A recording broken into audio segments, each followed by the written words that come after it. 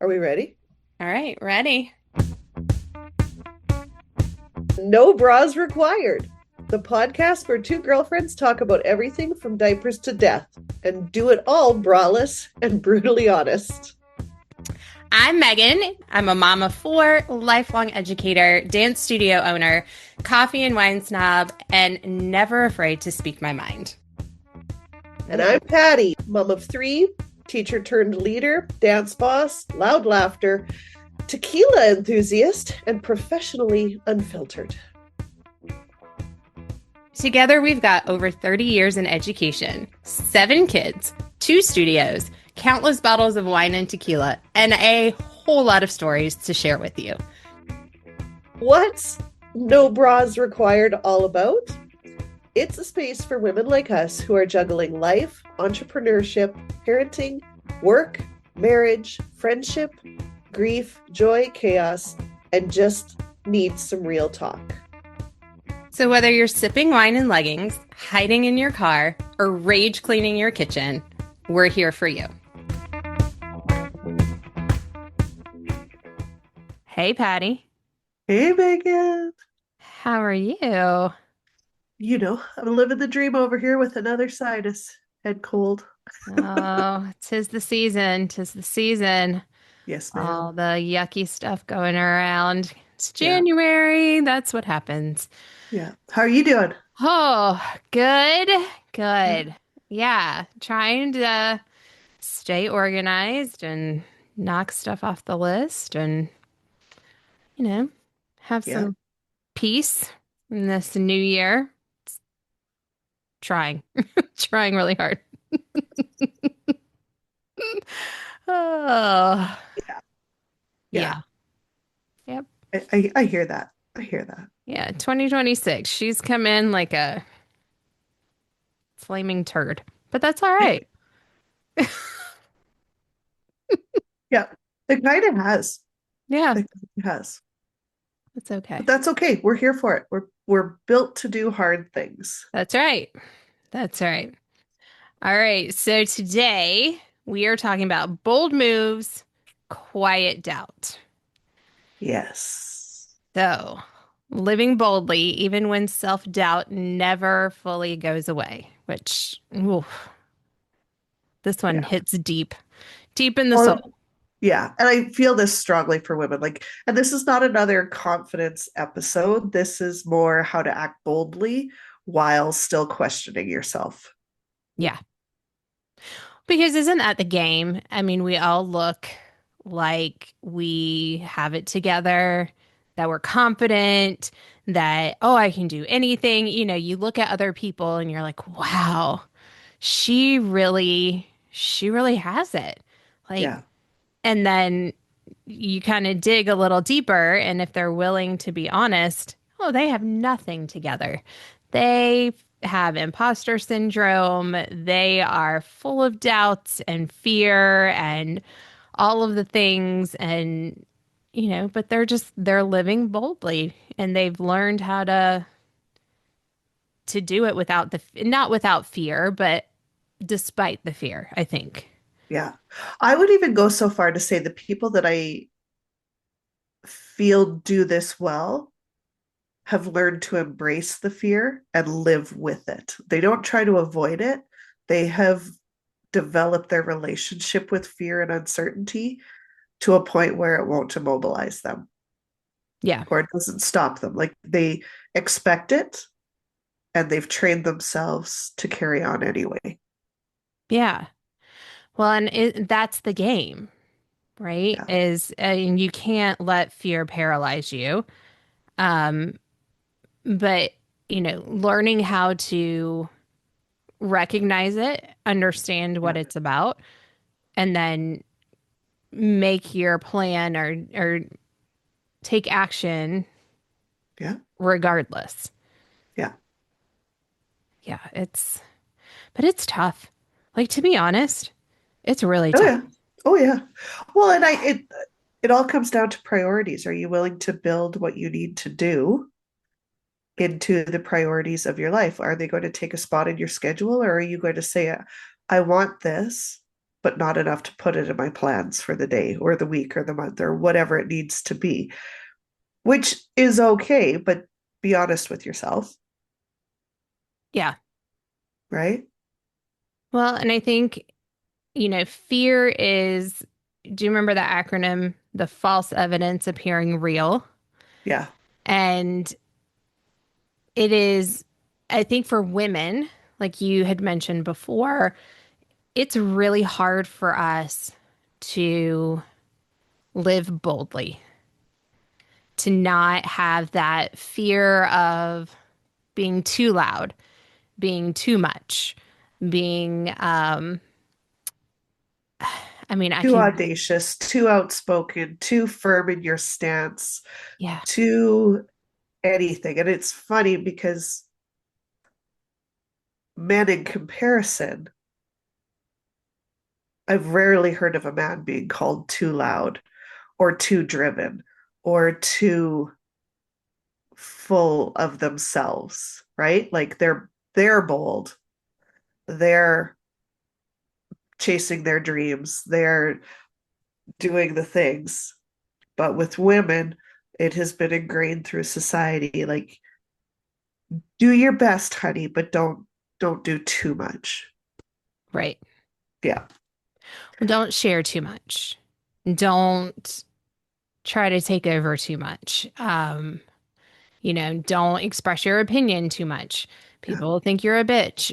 They will, think Yeah. of all the names that people call women who embrace that I'm going to live boldly and loudly and stand up for what I believe in and, speak out on things and take risks and do the things. Yeah. I mean, that is not the norm. No, no.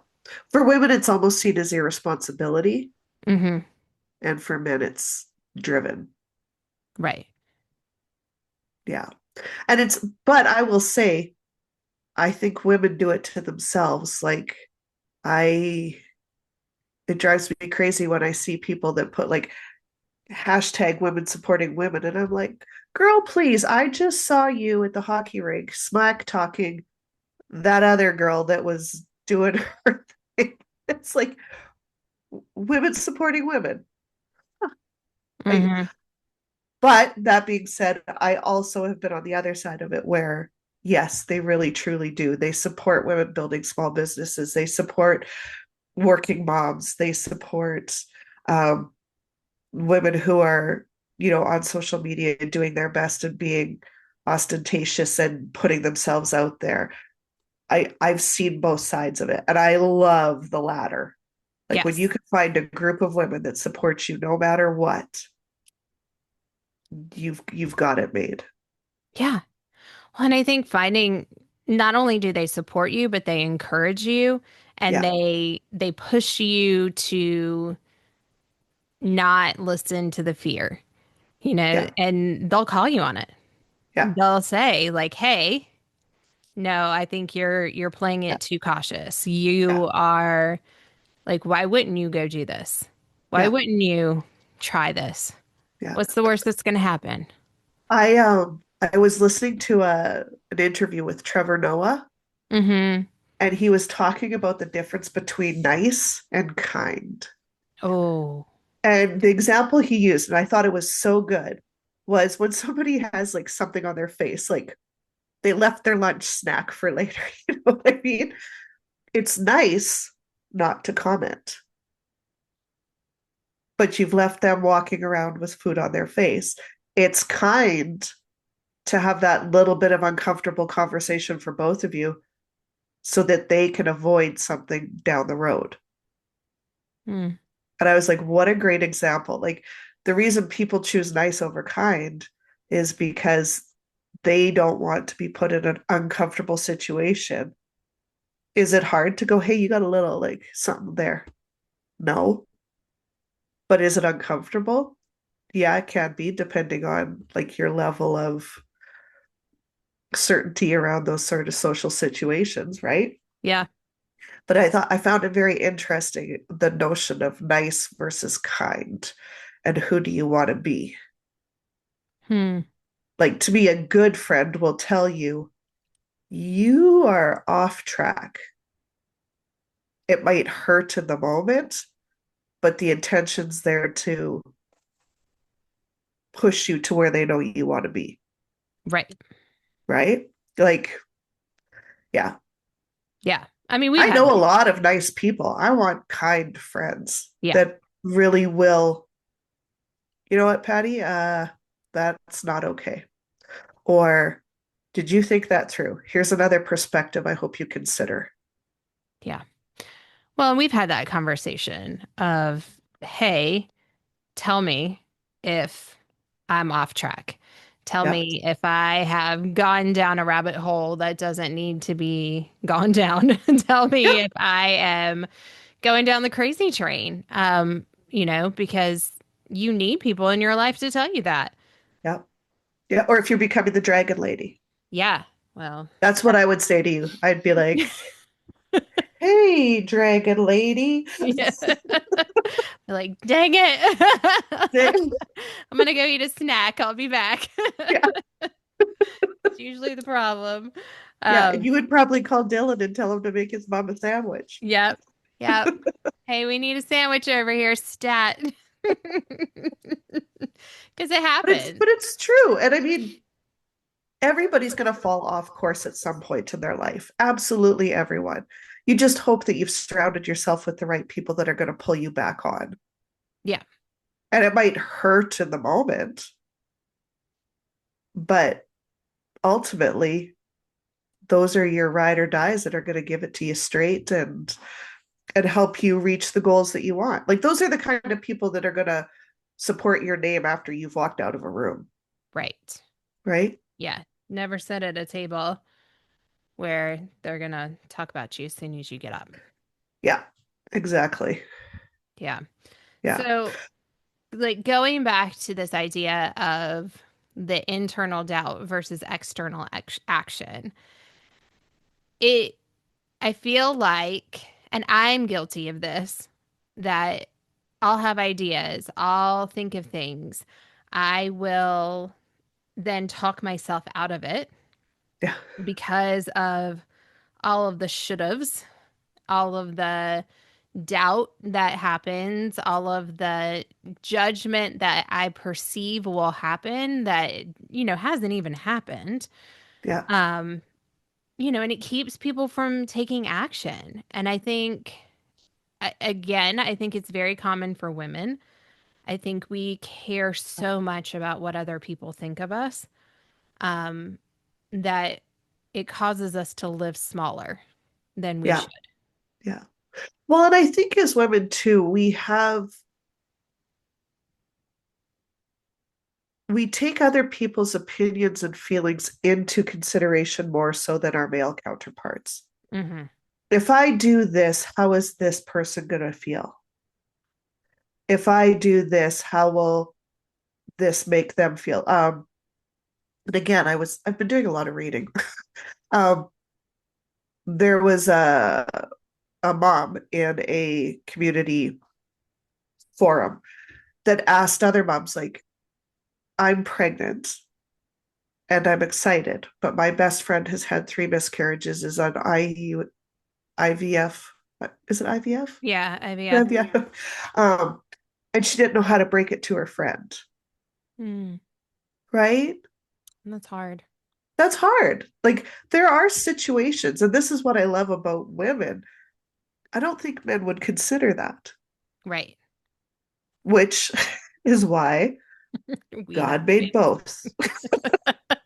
So somebody on the planet acknowledges that there are affiliates. And I thought, like, what a good friend to go post anonymously in a forum to find out the best way to do that.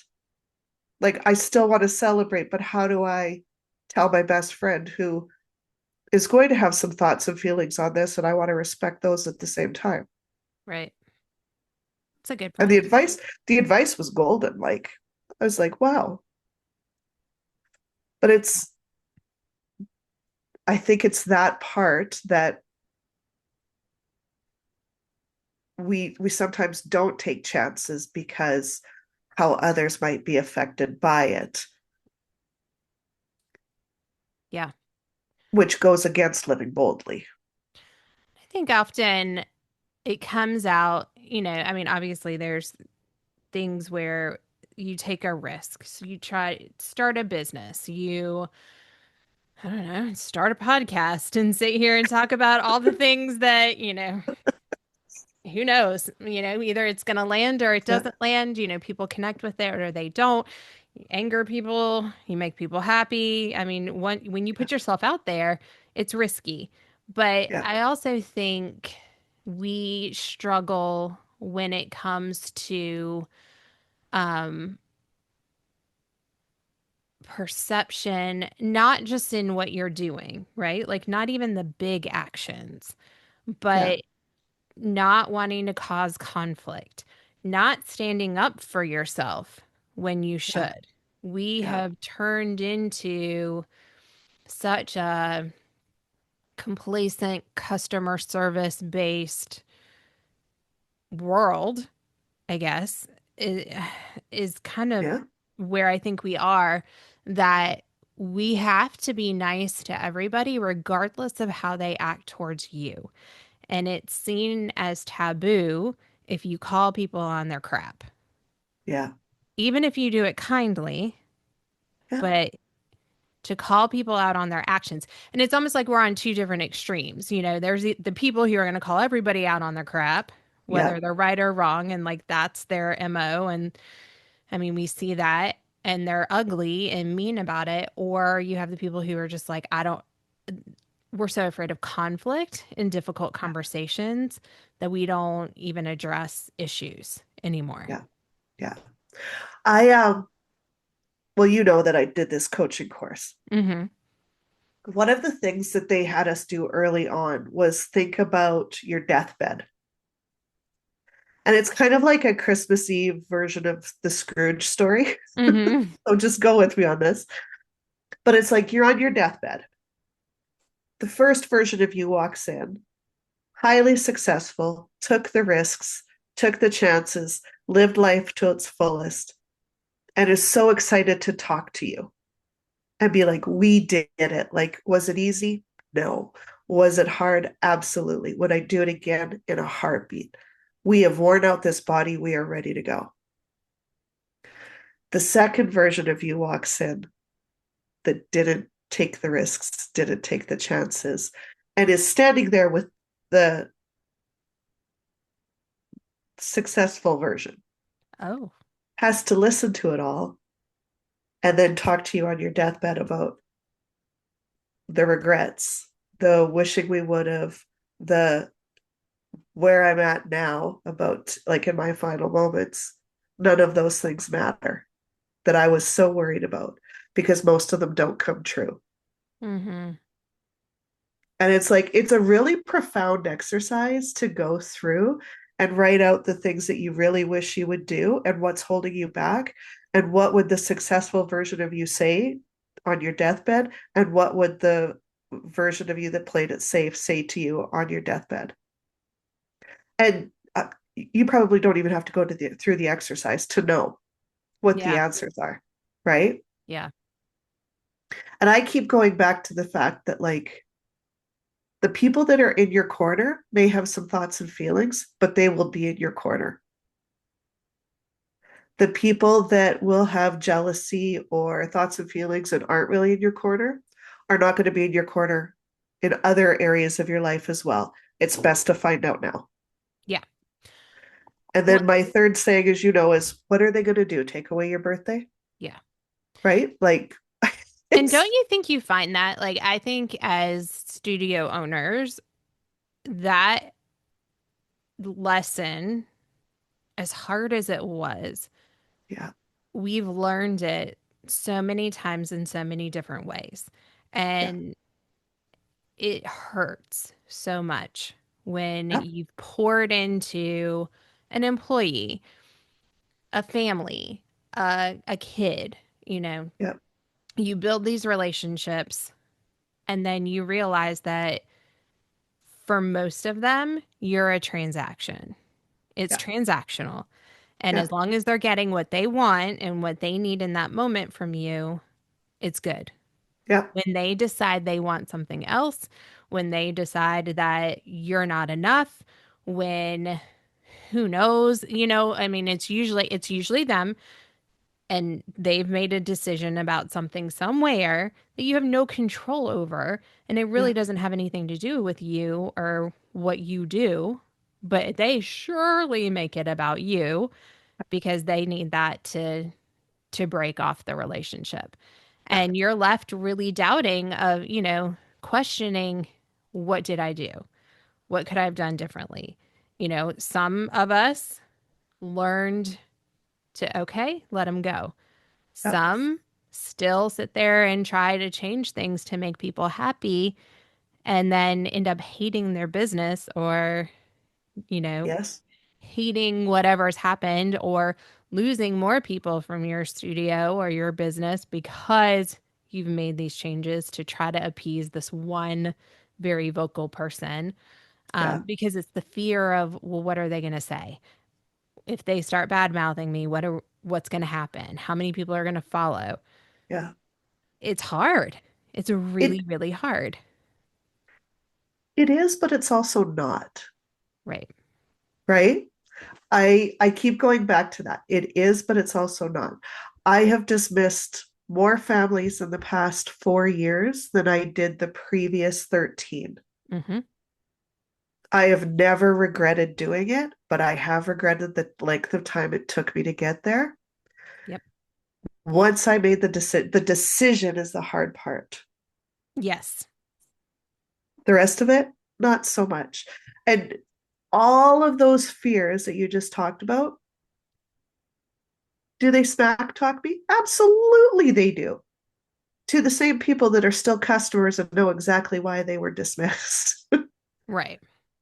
proving me right. Yeah. Well, Right. And this is where I think we get tied up is just you can't build muscle without flexing first. The flex has to come first to build the muscle. If we're not willing to do the flex or the thing, how could we ever know that we're capable of doing the hard thing if we never try the hard thing? hmm And there's no right or wrong. Is it messy? Absolutely. Nobody's good at it, especially the first time. But that's what like SWAT plans are for, right? Like we've got our wish, we've got our outcome that we want, we've got our obstacle, and we can plan for it. yeah. Well, and I think too, it's the fear of the fallout. Yeah. And we make it way bigger in our heads and we give people way more Yeah. power than they actually have. You Yeah. know, uh, okay, they're going to get on Google and they're going to write a 1-star review. They're going to badmouth you on whatever ladies' site or, on their Facebook page or whatever. But most of the time, when you've come to that conclusion that this family is crazy, this parent is crazy, they don't fit your culture, they Yeah. need to go, they're not paying their bills, they're whatever it is, other people know it too. Yeah. Or And the then kids, it's for me, I'm like, it's usually the kid won't put in the effort. right. And I've taken it up with God several times, this whole free will thing. I'm like, are you sure? Are you sure? Because I think things could go smoother if we removed free will. Right? But I haven't found a way to do it yet. And if I had a magic wand that would make my dance students all talented and hardworking, I It'd be would great. be I would be like abracadabra every day of my life. Yeah. But But that, yeah. we get out of life what we're willing to put into it. And some people talk a big game, but they won't put in the work. They won't flex the muscle. They won't do the doing of the thing that hmm needs to happen to reach that goal. And I think that's the hardest thing as an educator is to remove yourself from their decision. Right. Yes. Well, and when we're dealing with parents, you have to remove yourself from their decision about their child. Yes, you love and you care for their child. You may have known them since they were 2 or 3 years old. Yeah. You may see that, hey, this is not something they want, but this is a decision the parent is making. Yeah. And you have to know your place. Yeah. And, and a lot of times it's hard. It is hard to not be like, hey, you're messing up. Or, this isn't Yeah. really what your kid wants, or grow up and be a parent. Like, parent your kid, or your poor choices and poor budgeting shouldn't affect your kid. And how selfish of you that you're now taking something they love because you decided to go buy that new car or spend too much on a house or, whatever. Yeah. You've got to let it go because you're going to drive yourself crazy trying to make these people live the way that you think they should. Yeah. And, and it's hard. It's so hard. But the fallout of people being ugly is never as bad as you imagine it in your head. It really isn't. It really isn't. And I agree with you. The times that I have regretted something is how long it took me to dismiss an Yeah. employee, a family, a kid, because I knew they weren't right. I knew they weren't good for the culture. I knew something was up. I knew they weren't doing their job. I like, these things and you give too many chances or you make too many excuses or you let the fear get in your head and you sit there and you what if yourself to death Yeah. and then it is worse. It's a lot worse. Yeah. Yeah, It's different when people are trying to meet you halfway, when people are invested in solutions. But when people are invested in you finding the solution, you making it work, you like for them, right. that's when I start to go, whoa, red flag here. Um, Me finding a solution for your problem and you not being a willing participant in it isn't going to work for me anymore. I'm going to choose me. Yep. Have yourself a nice day. Yep. Bless your heart. Bless your heart. That's my Southern debutante coming out of me. Um, but it's but I think too in my 30s, I needed to drink a bottle of Pepto Bismol before I could do that. In Oh, my 40s, I became a little more empowered and realized who I was and who I, more importantly, wasn't willing to be. right. As I'm entering my 50s, I wouldn't say my give a damn is broken, but my tolerance for BS is at an all time low. And if that's what you're invested in, I'm just not your girl. Yeah. Move along. And it's not that I don't want you to eat, like, or do well. It's just not at my table. Right. We're Yeah. we're not going to break bread or have tequilas together. But I'm happy for you to do it over there. Yeah. Like, and good for you. Yeah. I think we get better about knowing what our boundaries are Yeah, and, making decisions based on our values and who we are. And we're yeah, not scared of it the older we get. yeah, And I've found that too. I also think having a support system, having people who have your back, having people who are good sounding boards for you to yeah, say, yeah, no, yeah, you need to take care of this or this isn't yeah, right. yeah, This isn't okay. Um, it helps because sometimes you're so in it, you can't see the bigger picture. And yeah, so you do need to have that sounding board. You do need to be able to have somebody from the outside looking in to kind of give you some sound advice on what to do, taking the emotion out of it in order to be able to make those decisions. But yeah, I find that I tolerate a lot less. I, as I got into my 40s, I think I had more emotional intelligence. Um, and I trusted my gut more Yeah. with things because you have more life experience too.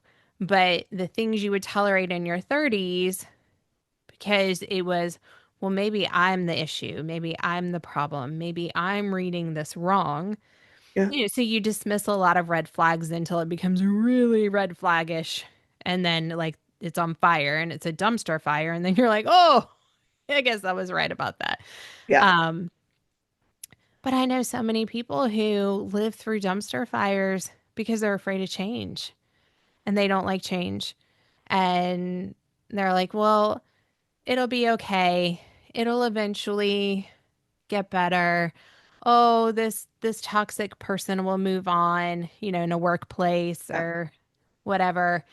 And I'm like, why do you continue to subject yourself to that? Continue to have the anxiety and the Yeah. all of the things that come with it, the stress and everything else, when you have a choice. You can remove yourself from that situation. Yeah.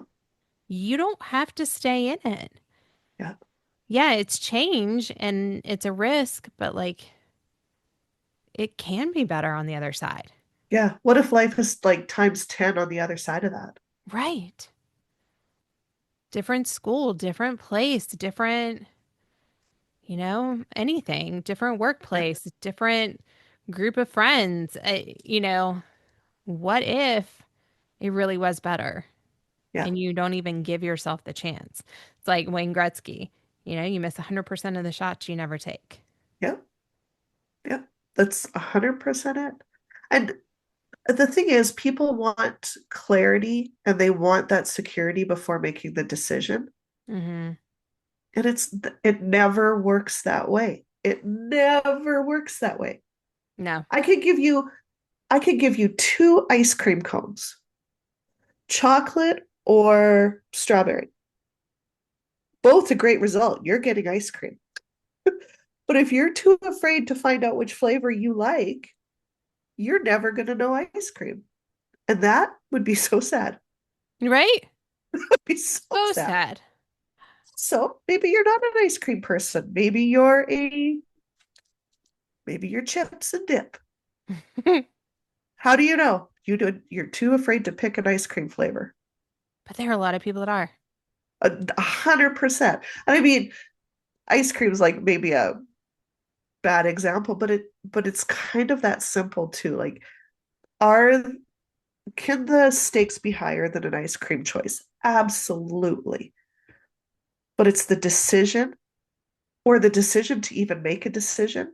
Hmm. I'm always surprised at how many people, especially in business, won't make a decision and they let it just play out and think, oh, that's what was meant to be. And it's like, was it though? If you had chosen this, your profitability could have been up 10% this year. If you had chosen this, your expenses could have been down 25% this year. If you chose to let that employee go, you could have hired two great ones or kept those two that left because they couldn't handle the environment that toxic one brought. Yeah. But we don't sit down enough to think about the fallout of, if I don't make a decision, what happens? If I choose this, what happens? If I choose this, what happens? Can I mesh some form of all three of those to come out with the ultimate? Or what is my ultimate outcome? Yep. And then try to strategically plan three ways to get there. So that if they start down path one and it's not working out, you can adapt into plan two or plan three. Yeah. We Because spend you're, so much time worrying yeah. about what's going to go wrong. We don't look at what could go right. Well, and you're never going to know. That's the Nope. thing, is that Yeah, there is no certainty in anything. And I think especially women, I feel like we have more people that we feel like we're responsible for. totally. And between family, I think even women business owners, I think teachers, it is just naturally who we are that we feel responsible for people and we Yeah. care about them, not only their physical well-being, but their emotional well-being and all of the things that go with it. And Yeah. so we put a lot of that responsibility on ourselves. And it keeps us from making some bold moves, from big decisions, because, well, I don't want to disappoint this person, or I don't want to hurt this person, or what Yeah. if it doesn't work out? And now I have to fire this person, or I have to let these employees go, or I'm going to have a difficult conversation, or we may have to pinch pennies and, we've lost some money for the family that, now my kids have to go without whatever. And Yeah. so a lot of times we're like, oh, well, I can't do that to everybody else. And so we live small. And I don't know. I think I've always kind of been the other way. One of the biggest fights I ever had with my husband, I bought into a program that he did not believe in, and it was expensive. And in a way, to me, it was kind of like if I do this, I have to prove to him that I was right, that I was not being irresponsible with money. It was my money. And like he did say that. He's like, it's yours, but I totally 100% disagree with this move. I had it paid back in 3 months. And he was like, well, shit. Now what? And that was probably the best thing for me. Like, I admit defeat. Okay. It wasn't defeat, but it was like, I believed in myself so much. I felt like he was underestimating me. And his well shit, now what? Proved that he realized he had. Yeah. And now he trusts me with a little bit more riskier things because he's like, and he says it all the time, you always find a way to pull it off. Yeah. But what I know about myself is if I say I'm going to do something, I'm willing to put in the work to make sure it happens, especially if I feel like the odds are stacked against me. Right. Yes. I've always been that way. Yeah. Is it easy? No. Have I learned some hard lessons? Yes. Have I always been right? Absolutely not. But those lessons are the best gifts I've ever received too. And so it's a mindset and it's how you frame it in your head. You challenges are just opportunities for growth. I really, in my heart of hearts, believe that. If something is challenging you, and especially if it really terrifies you, it's probably what you need to chase the most. Yeah. Oh, I agree. I agree. If there's a lot of fear there, then There's that's, going to be a yeah. lot of personal development too. Yeah. Yeah. You And can't be afraid of it. And that no, you've got to, um, you've got to learn to sit with it and yeah, figure out what you're afraid of, why you're afraid of it, and then use that information to help you take action. yeah, Okay, I'm scared that I'm going to lose all of this money. Okay, why? fair. Fair. Yeah, Do you need more education? Do you need a personal financial advisor? Do you need to whatever it is, what is it that you're afraid of? You've got to dig deeper into where that yeah. fear is coming from. Do you remember we were we had I think we had her speak twice. Do you remember Rhonda Britton? And she Yes, because talked, I took one of her courses too. yeah, and she Yeah, talked so much about fear and what it is, how it yeah, manifests in our world, who we are, yeah, how, a lot it stops people. And that people use it as a stop sign where she learned to conquer fear, yeah. how to manage Recog- it, yeah, recognize recognize the it. triggers, Yep. manage it. Yep. Yep. And then, and she's like, it's never going to go away, but it starts to become like a friend versus a foe of, Yes. okay, thank you for giving me this, I don't know, signal to say, hey, watch out for this. It's more of Yeah. like a yellow flashing light versus like a red stop light, Yeah. of like Or like caution. think of fear as like the cartoon characters in Inside Out. Yeah. Every emotion we have is there to serve a purpose and to make us better at something, cautious of something that has potential danger. But like fear isn't against you. Fear is there to keep you safe. Yep. So how can you work with it to still drive ahead and be and grow and become who you want to be and ease fear as much as you can. Right. Yeah. I Yeah. think it helps if you think of fear as a little cartoon character in your brain also. The little buggy eyes and Yeah. like Like running around like crazy. like Yeah. Yeah, it does. I mean, and I talk to kids all the time about because a lot of the kids that I work with right now at school are the ones who aren't doing well for whatever reason. They're struggling. Um, and God, most of them, it's because they're afraid. yeah, They're like, but what if I get it wrong? Okay. What if you get it wrong? yeah, W- uh, And then what happens? yeah, Well, I'm going to have a bad grade. All right. Well, are you going to ask a question and learn something? Because I've learned the most in my life from the times that I failed. yeah, Why are we so afraid? And gosh, our kids are so afraid of failure. yeah. I And think it's because it's all publicized now, mm, right? maybe, Like everything's on social media, everything is publicized. It's just it's out there. Whereas before, if you got an F on your paper, you and your teacher knew and and your parents when you took that home to get the test signed. And there was a conversation around what are we going to do to get better. Sometimes the teacher was involved in creating a plan, and that was it. You got to work or you didn't. So you saw improvement or you stayed the same. But now it's everywhere, right? yeah. I mean, it is.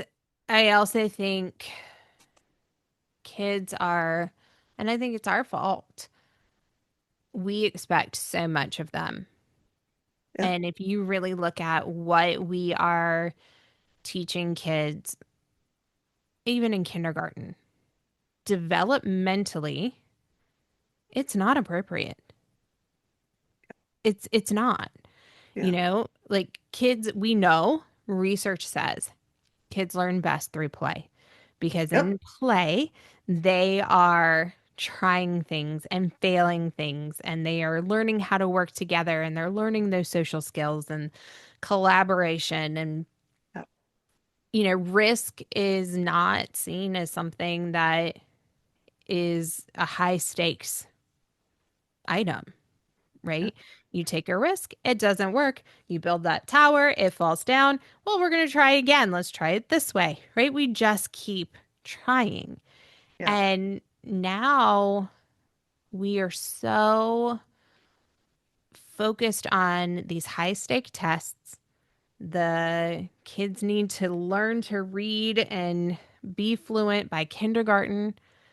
Well, no, yeah, some of these babies are just barely 5 years old, yeah, like yeah, learning their letters and learning the phonics and learning to read and learning math.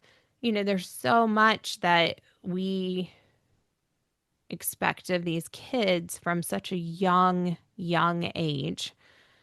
I mean, even in the studios, we see it with dance and there might be people listening who this is how you run your studio, but what little baby at 5 and 6 years old can really, truly, without a lot of pressure, naturally do a lot of these skills?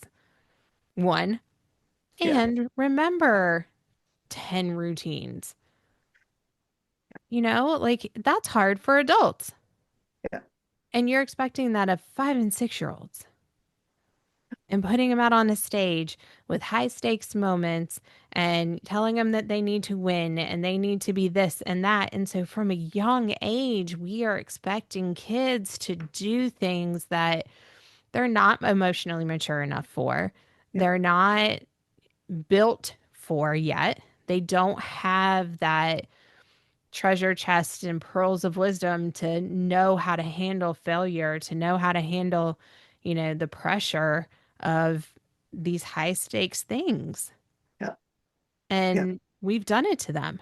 And no wonder we're a society full of anxiety. I think two of all the parents I have at my studio that I know struggle with anxiety themselves. Hmm. If the adults aren't okay, how do we expect the children to be when they can't emotionally regulate themselves to have an honest conversation without breaking apart? How can we expect the kids to do the same? Like, and back to your example of play. Do you remember like the Jenga blocks, the Jenga tower? Yeah. You know, when you pull the one out that makes it all crumble? Hmm. What is a kid's natural reaction? They laugh They're and like, they're like, whoa, yeah. yeah. Or like, I'm thinking about my boys and like jumping cars. Like, even if the car broke because the jump got too high, it was giggles and like, oh, that's a natural response to something that didn't go well, considered a failure by society standards in children, especially if we teach them that it's like, whoa, like, what a cool result. What can we do? Like, what do you want to do next time? Do you want to build it higher or do you want to make it crash sooner? Yeah. And embrace both. Right. Yeah. And I think we forget along the way, especially when it comes to kids in sports, the idea of putting your child in sport used to be to have fun and make friends and learn how to be part of a team. And maybe build some skill. Maybe. Maybe, but it wasn't the priority. It Nope. wasn't like, oh my gosh, we have to get you in the NHL. Oh my gosh, you have to be the next Mia Michaels, whoever of choreography. It was to socialize, build a skill, sure, but be part of a team. Yep. And that part of society is changing where it feels like parents still want that when they sign their kids up, but it's not what the narrative is in the household and the car rides home. It wasn't like, who did you hang out with today? What did you guys do for team? It's, did you get your double pirouette? Well, how come? You need to practice more. There's a time and place for that, but it's like, are you still enjoying it? Right. Yeah. Well, and I think we are so quick to pull kids from things that it's hard for them to build and to get roots, Yeah, and most of the time these are adult problems, yeah, not kid problems. The kid is happy, the kid is having fun, the kid wants to be there, yeah, and the adult is the one with the issue. yeah, Oh, I think it would be better to do this. Oh, well, I didn't budget well for this. Oh, well, my time, it's too much time for me. It's too much of this for me. It's all about me, me, me. And we have a very selfish generation of parents where a lot of it's about them and not about these kiddos. And, I see it all the time. And like people talk about it all the time on the different, you know, social media sites of like, well, who's parenting the kids? Parents don't parent anymore, blah, blah, blah, blah, blah. I mean, yes, true, very true. But at the same time, what are we going to do about it? yeah, What are we yeah, going to do about it, yeah. people? What is the solution? Right? Because we can talk about it all day long, but what are we going to do about it? Yeah, And, We have this whole generation. Have you read The Anxious Generation? Yeah, it's a great book for anybody who hasn't read it. Amazing book. It's a great book to read to understand what is happening. Yeah, Um, because we're raising kids in a very different world than we lived in. I mean, we've talked about this. yeah, Um, but even these generations that are coming through, I was watching something today where somebody was like, hey, we talk about, well, when COVID happened, and he was like, COVID's not over. Like, yes, I mean, we're not locked down anymore. We don't have the daily counts and all of the things, but the effects of COVID and what happened as a yeah, society and to these kids, yeah, it is not over. yeah, And we are seeing so many effects from it. And so teaching our kids that failure is okay, that taking risks is okay, yeah. that being brave doesn't mean that you're fearless. No, Sometimes you are brave in spite of your fear. A lot of times you're brave in spite of your fear, and you're willing to take that chance, take that risk. Okay, it didn't work out. All right, move on. yeah, Find the next thing. What is that going to be? You know, they're so scared to mess up. They're yeah, so scared to disappoint parents. They're so scared to not get that grade, to not get into that college, to not have this elite status that they're paralyzed. yeah. I think too, like when we're looking for the solutions, as individuals, we need to understand and accept, like really accept and give yourself grace that being brave means that you are willing to expose your vulnerability in some way, shape, or form. Hmm. And regardless of the result, you should celebrate the fact that you had the balls to do it because most people don't. Yeah. Well, Most people don't have that belief. And it's like having faith in something or another person or religion or whatever you want. It's unseen.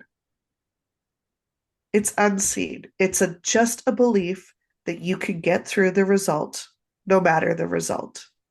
yeah. It's a belief in yourself. In it, That belief in yourself comes from strong support systems. So, yeah, as parents, the only way for us to walk our kids through is to walk our kids through, yeah, not pick them up and carry them through, but walk them through the hard. Don't take over. Have a conversation, have multiple conversations, as many as it takes to get them through the hard, knowing that they're doing it with love, with support, with belief in them, in what they're trying to reach. That is the long and the short, the simple, the yep. that is all of it. That's what it is. I mean, we just went through this with Reagan. Yeah. Um, she's been taking these community college courses so they can take them through high Yeah. school. And bless her, she decided my child who math is not her strong suit. Uh-huh. We have Uh-huh. struggled with math all the way through. Um, she thought, well, I'll take college algebra and I will take biology. They're online classes. She's like, Mom, I can do it. I did sociology and psychology in the summer. I can do this. All right. You know what? You go for it. I'm Yeah. going to be really, really proud of you if you can. Yeah. Let's see what happens. Well, Yeah. math didn't go so well. We had to drop that sucker pretty quick. Managed to drop that within the drop time, but she couldn't drop biology because she's only half day at the high school. You have to keep one of these courses. Ooh. So I was like, well, so we had to have a discussion about which one she was going to drop. you Yeah. know, and which one did she think that she could maybe, if she focused on it a little more, do better. Yeah. So she chose to drop math and keep biology. It was awful. It was awful. I mean, I will say, I don't think the professor was happy to have high school kids in his course. I don't think he was as helpful as he could be. Yeah. Um, I mean, he was definitely checking some boxes from even the emails that I saw that he responded to her questions with. He was just kind of an ass. But that's what happens. Sometimes you get great ones, and sometimes you get Sometimes. ones that are there for a paycheck and they don't really Yep. care. Yep. And she fought so hard, pulled it up to a C. She's like, Mom, I can't get my first ever D. Like, I'm gonna just. And I was like, okay, what's gonna happen? Yeah. What's gonna happen, Reagan? You get a D. You know that you've tried your best. Have you tried your best? Well, yeah, but okay, no buts. Like, yes, did you have the support you needed? No. Is that your fault? If you have you asked for it, you did. Like, you've done all the things that you can Can do. do to try to help with this. Okay, you're not getting it.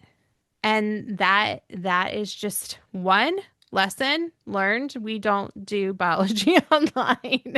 Like, you're gonna need an in-person person.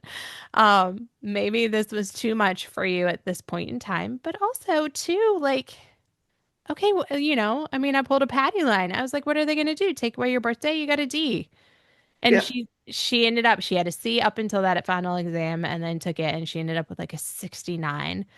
Oh, she was so upset. Like the tears, the Yeah. everything. And I was like, you're not going to get kicked out of going to college. The colleges that have accepted you are not going to kick you out. The worst that's going to happen is you're going to have to take biology in college with a real professor Yeah. who's in person. Oh my gosh. Yeah. You know what? I probably Yeah. would have told you to take it anyway again Yeah. because even if you got credit, it didn't matter. But like, having those conversations with her, helping her through that failure. I never once talked to the professor. I helped her Yeah. with emails. I read them through. I talked to her about, well, this is how I would approach this. Have Yeah. you asked these people or talked to these people? But you're there as a mentor and a support at this stage in life. Yeah. You're not the one to control it all, to take it over, to live their life. Help them through the failure, help them Yeah. through the things that, the disappointments and the times when things don't work out. And we talked a lot about, all right, well, what lessons have we learned from this? Yeah. All right, what are we going Yeah. to do differently next time? Yeah. What would you do the same? Right? What Yeah. what controls do you have and what things are out of your control? Yeah. All right, what's our plan? You Yeah. know, because we can't change it, but yeah, so many people try to, and I want my kids, I want all the kids that I work with, I want them to live boldly. I want them to hit send on the scary email to the college that is their Yeah. dream, their reach school. Yeah. I want them to send their reel of their dance stuff and go for this huge opportunity that seems completely out of reach. Go Yeah. try out for the Rockettes. Yeah. Take I the mean, audition, go.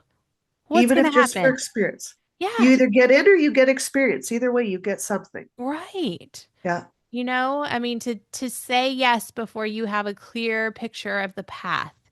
You may not Yeah. know where it's all going to lead, and that's okay. We don't have to have it all planned out.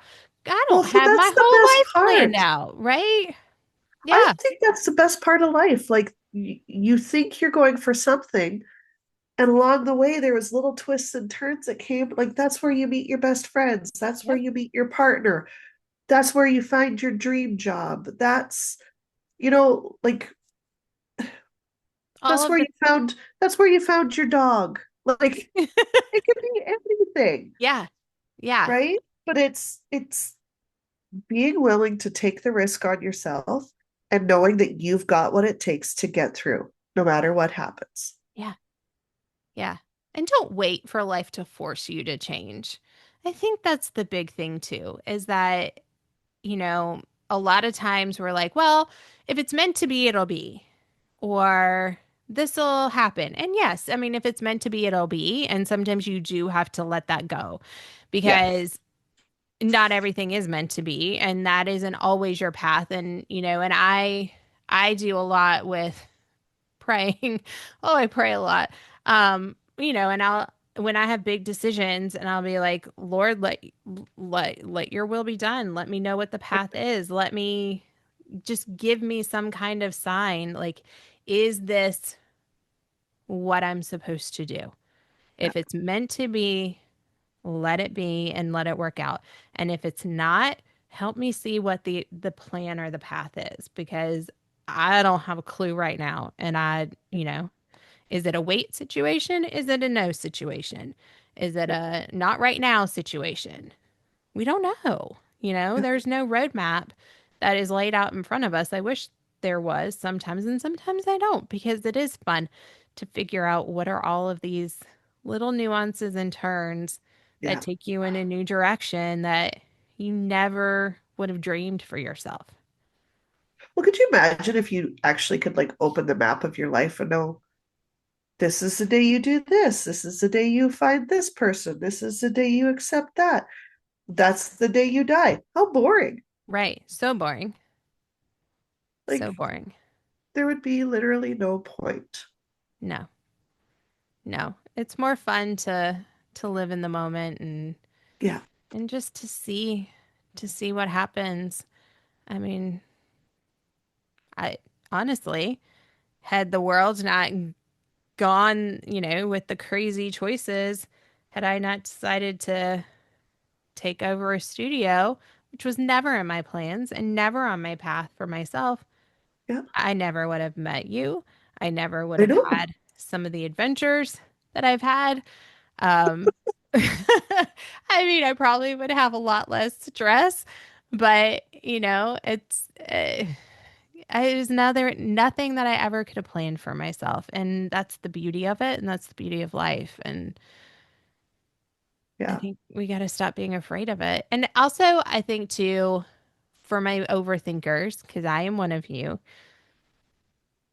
what is your definition of success? Like, sit with that and Yeah. really think about it, especially business owners. Really sit and think, what is your definition of success? And don't let it be somebody else's definition. People may say that, well, unless you have $1 million business, you're not successful. Unless you have $1 million business, you don't have enough knowledge, whatever. But is that really your definition of success? I And don't why know. are I you know letting people that don't make $1 million in business annually that have 1 million in the bank. correct? And I know people that make 1 million annually that don't have 1 million in the bank.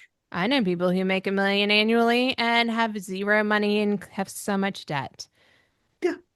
And I know some that make 500,000 a year and have amazing profit and are living a great life and Yeah. have a great culture at their studio. I know some that make only $250,000 in income in their studios and have amazing studios and are growing great kids Yeah. and living in a good life.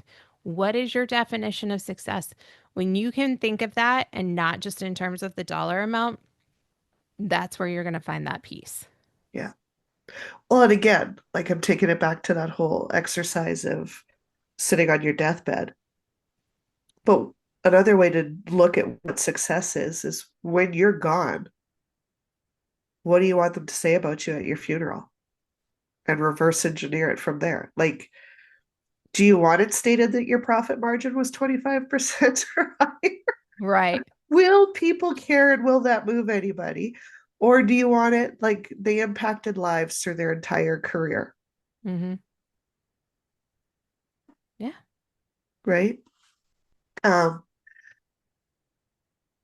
One of my favorite quotes on all like kind of what we're talking about. It sits by my bedside table, but it's what would you attempt to do if you knew you would not fail? Mm, Isn't that a good one? Like it that's a just great one. If you knew you wouldn't fail, what would you be willing to do? What would you be willing to try? Hmm. Yeah, Yeah. You just never know. you never know. And you never know when lightning will strike, and you never know when you're going to touch that one person who needed to hear from you or be impacted by you, or, Yeah, you don't know. And so you don't need to feel ready to live boldly. You just well, have but to I don't take think you steps. will. Oh gosh, no. No, you don't feel ready until it's done. Yeah. Yeah. And you look back and you're like, holy crap, I did that. Yeah, Like, and that wasn't as hard as I thought it was going to be. I mean, or maybe it Or was, maybe it was, but but you I got still through did it. it. Yeah. And you Yeah, still did it. And that's okay. I mean, because I'll say grad school was definitely as hard as I thought it would be. but you but rocked grad school but I too. did it. I did it. And I was Yeah, like, all right, and I'm weird like that, but and maybe not weird. That's probably a wrong word. But once I make a decision, kind of like you, once I make a decision I'm going to do something, then I'm going to do it. yeah, And I'm going to make it work. It's yeah, going to be, it might be hard as crap, but I'm going to make it work. And, you know, getting to that decision is sometimes the hard part. But exactly. Yeah. yeah, I've never regretted it. So, all right, y'all. Well, our big thing this month is we want you to live boldly. So, what bold choice are you avoiding because it's uncomfortable, not impossible? Yes. And we'd love if you would write in or message us and Yes. let us know what bold steps you're taking so Yes, we can support you. absolutely. Yeah. Comment on the Instagrams, comment on the Substack, comment on the TikTok. We'll figure out how to read those. We're in our TikTok era. We're learning how to do that.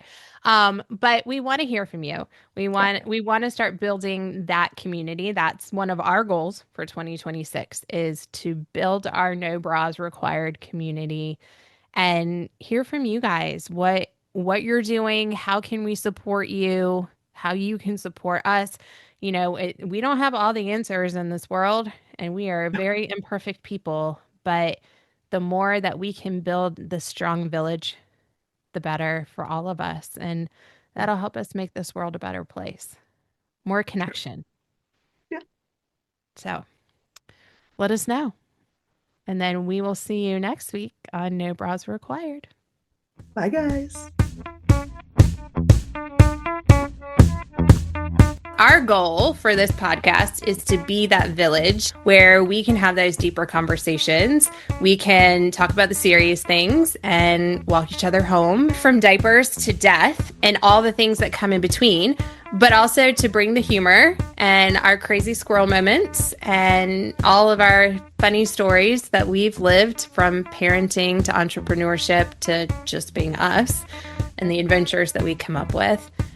But we want to build a community and be those people to give you some sound advice that maybe makes you giggle a little bit every once in a while. So thank you for tuning in. Subscribe, share with your favorite hot mess mom friends, and give us a follow on Instagram at No Bras Required Pod. Every week, we'll drop a new episode tackling everything from marriage and mom guilt to leadership and loss with humor, heart, and maybe a little tequila or wine. So bring your favorite drink and join us every week.